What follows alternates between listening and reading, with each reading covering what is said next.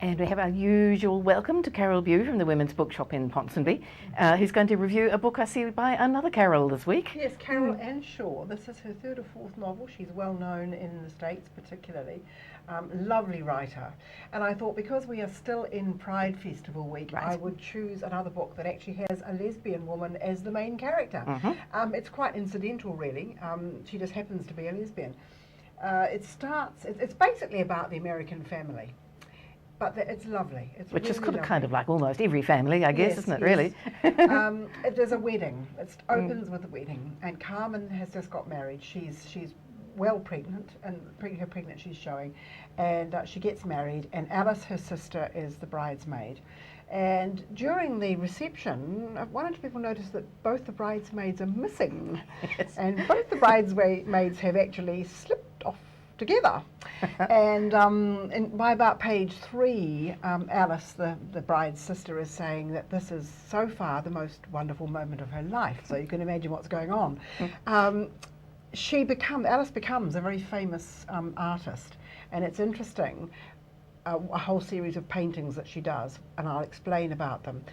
On the way home from the wedding, which is out on a sort of an art complex really on an old farm out in Wisconsin, and so they've had a wonderful time, and it's been a bit hippie-ish and a bit there's been a few drugs and a bit of alcohol and so on, and there's a whole group of wedding guests in the car together, and at the end of the first chapter they're driving home, and Nick is in the car, Alice is in the car, and so is Nick, who is the brother of the bride. Alice and Nick and Carmen, the bride, are all brothers and sisters, and Nick's girlfriend is driving, and they hit a child, a 10-year-old girl, on the way home from the wedding.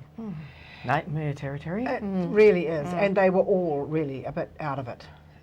And the image that Alice carries with her for the rest of her life, and it's where the carry the one comes from, is of this child, just sort of arms and legs, and then this face, with shock on it as she sailed over the windscreen. And Alice then, later, as she becomes increasingly famous as an artist, and she becomes really, really famous, does a series of paintings that is the life of that child, the unlived life. She paints her as she would be at each stage of her life.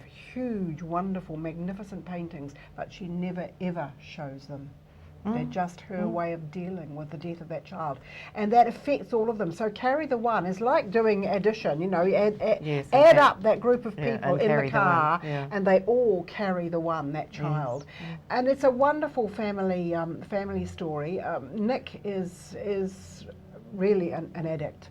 And his girlfriend, Olivia, actually goes to prison because she was driving the car. When she comes out, she and Nick stay together. Olivia keeps him on the straight and narrow, but eventually, when Nick takes drugs again, she leaves. And Carmen and Alice finally can't save him. But so there's some very sad things in it, but it's lovely as well. Yeah, we started off giggling at the thought of the bridesmaids disappearing from the wedding, but actually this is quite a serious. It is in a way, but it's beautifully done, and all the little intricacies. She's very good at the little sort of interactions between family members and friends and so on.